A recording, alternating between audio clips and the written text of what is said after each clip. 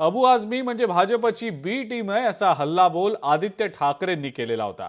आदित्य ठाकरेंनी आरोप करत आणखीन एक वक्तव्य केलं ते म्हणजे आझमींना भाजपने ऍक्टिव्हेट केलं। आधी अबू आझमींना बोलायला लावलं आणि त्यानंतर आता कारवाई केली असा हल्लाबोल आदित्य ठाकरेंनी भाजपवर आणि सरकारवर केलाय।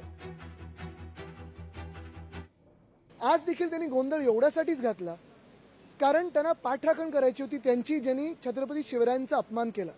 भाजपला पाठराखण करायची होती, संरक्षण द्यायचं होतं त्यांना, ज्यांनी महात्मा ज्योतिबा फुले असतील, सावित्रीबाई फुले असतील, छत्रपती शिवराय असतील आणि महाराष्ट्राच्या सदनाचा अपमान केला, त्यांची पाठराखण करायचं होतं, त्यांना संरक्षण द्यायचं होतं। म्हणून भाजपने आज गोंधळ घातला आणि त्यांची जी बी टीम होती अबू आझमी त्यांना कालच ऍक्टिव्हेट केलं आणि सांगितलं की तुम्ही आता औरंगजेबाची प्रशंसा करा। लोकशाही मराठी ऐका, पहा, जागरूक रहा।